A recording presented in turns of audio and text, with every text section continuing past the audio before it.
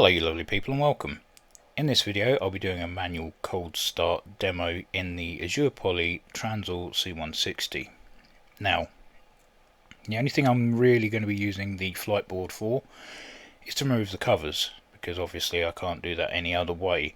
So if we jump outside quickly, you'll see that the props are tied to the fuselage so they don't spin, and the covers are also in place. So let's jump back in and get it started. Alright, so first thing I'm going to do is change my seating position. From here I can cover all the switches and dials that I need to get to. Second of all is, if you're using the manual and you're using the checklist, some of the things are left off that can confuse you, and also it doesn't let you know that some of the things are already in the default on position. Things like the fuel valves here, and if you didn't have the tags, apart from the open and closed parts there, you'd be confused as to where they're supposed to be. APU air bleed is already on. These idle levers are in the wrong position. They should be shut off like this. So we'll get those done now. I need them to be in the 0 position. Right, next I'm going to take off the covers. Don't need those, obviously, and I'm going to hide the flight board because, well, we don't need it. So let's get some power to the aircraft. Switch on the batteries, source A and B here. 1, 2. So we have battery power. Next thing I'm going to do is start the APU. These 3 switches here are the main controls, and we've got the 3 dials here for the APU. Now, as I said before, bleed air is already open. Going to open the inlet, which is located on the port aft undercarriage sponson. So we'll open that up. As you can see, we've got a green light there, and now we can switch it on. And the RPMs are starting to climb. I'll wait for that to come online fully, and then we'll switch on the generator for it, which is generator 5.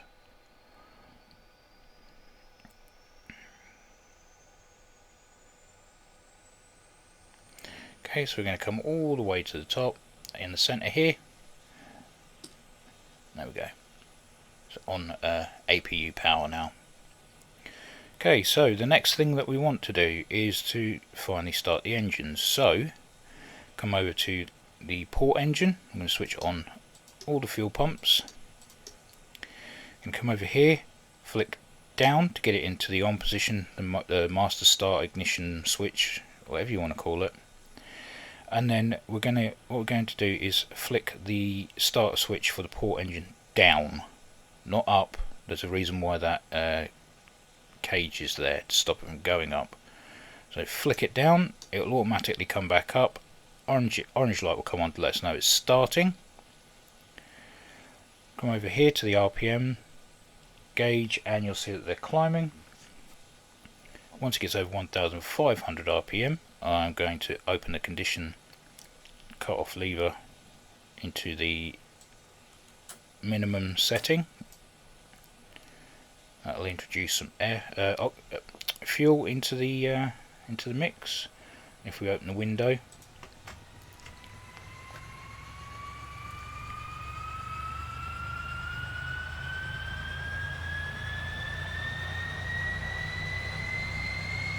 okay, so we're over 6,500 now. We can advance that lever all the way to 100%, and we can advance the left idle lever all the way forward.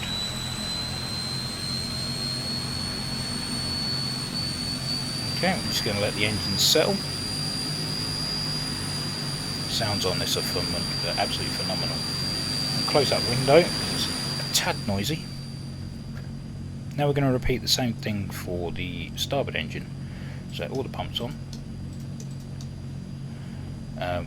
That's already in the on position. We're going to flick the starboard engine switch down. It'll flick itself back up again, and the engine light is coming on. Again, wait for 1500 RPM. Put the cut off into the minimum. Once it's over 6,500, advance that to 100%. Okay, so let's get some fuel.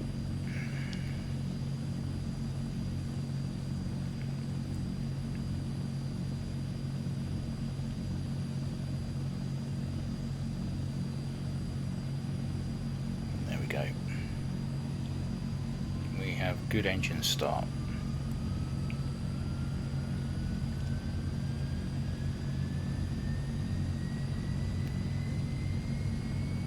Okay, we'll advance that to 100% and advance the idle lever into norm or 100%, however you want to describe that. That's going to switch on the IRS 1 and 2 to nav. Let that align. Okay, while that's doing that, we can come off of APU generator. First we'll switch on the generators for all the engines. Well, both engines. Got 4 generators in total. You see the lights are extinguished. Now we can come off of APU generator, and now we can shut that down. So we'll let that shut down.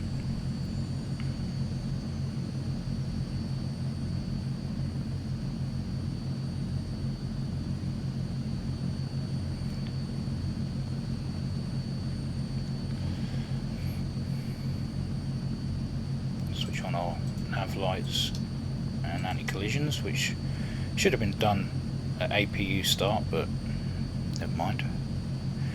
Okay, so that's APU is now shut down. We can close the inlet. Okay, and we switch on our FADEC, both of them. The IRS is aligned. We can switch on things like our weather radar. Stick it into wait, and the screen comes alive there. And if I jump back into the pilot's seat,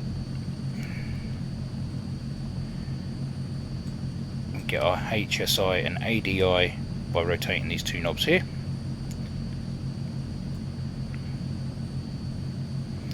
Calibrate to ground level. Set 2 notches of flap.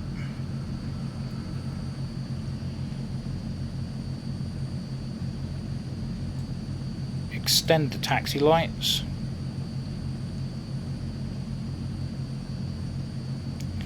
And one of the main things before we leave, we want to sync the engines, otherwise we get some nasty vibration. I'm going to set the trim to 1 notch.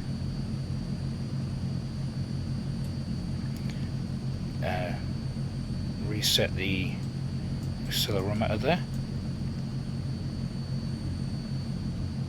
Take a quick look outside.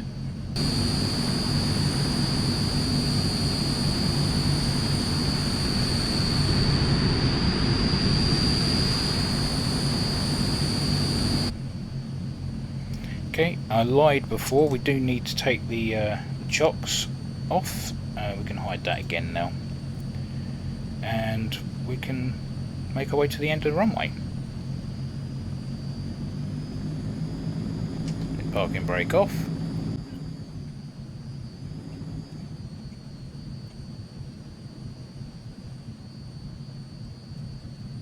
Right then, ready to go out onto the runway. Switch on our landing lights.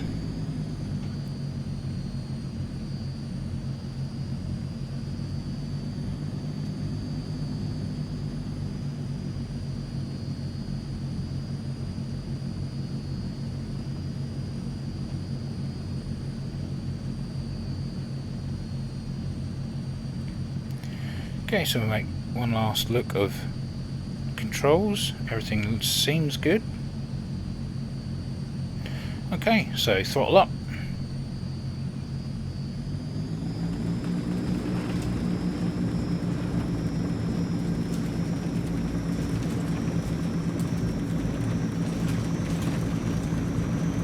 Okay, brakes off.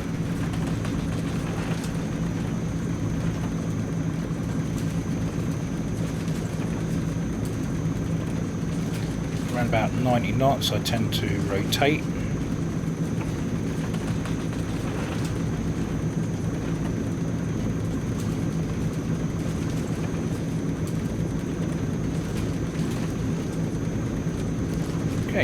power up. Gear up.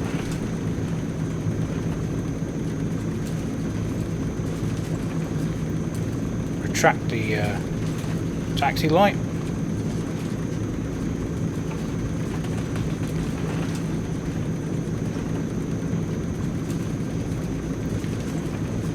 One notch of flap up.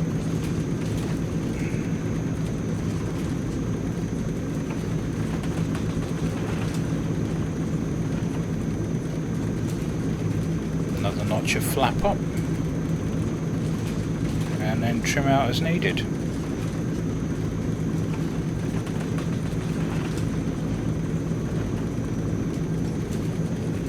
And there you go. Ignore the rattling and stuff at the moment. If I level out, that'll all go away.